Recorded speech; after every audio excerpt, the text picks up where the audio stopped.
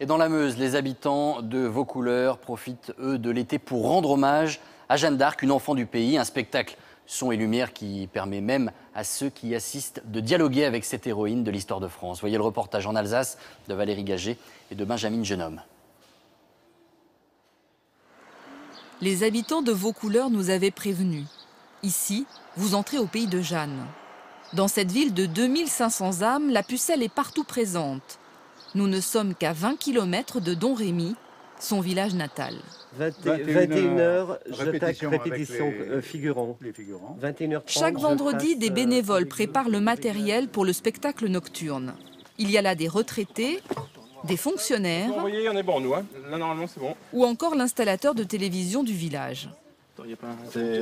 On a un objectif aussi, c'est de vanter un peu notre territoire.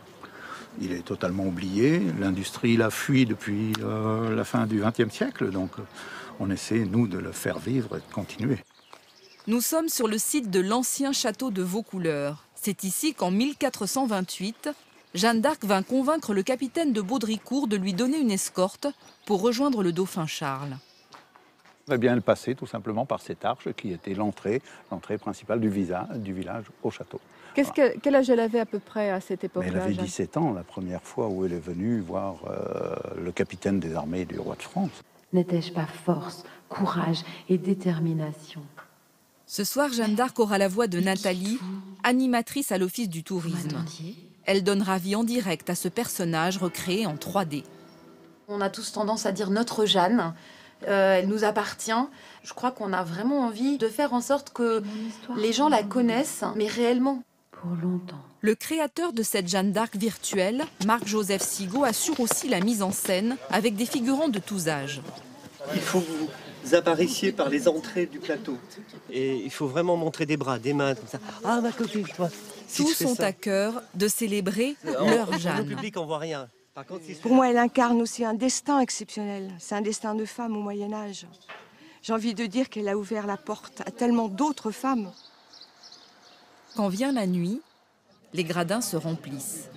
Un film est d'abord projeté sur la porte de France, celle que franchit Jeanne d'Arc en partant pour Chinon.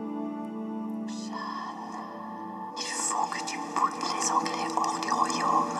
Je m'en remets à vous. Veillez sur moi. Mais le plus surprenant reste à venir. Veillez sur la France. N'ayez pas peur. Approchez.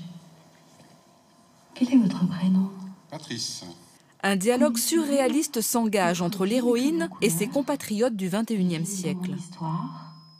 Vous êtes une exception, en quelque sorte. Ah bon? Bah oui, puis de vous parler comme ça... Vous aimez? Bah oui.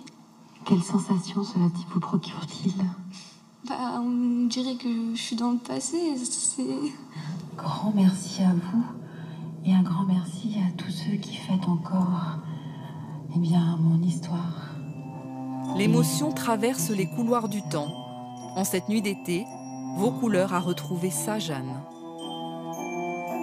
Voilà un spectacle gratuit chaque vendredi à partir de 22h. C'est à Vaucouleurs et c'est jusqu'au 13 septembre.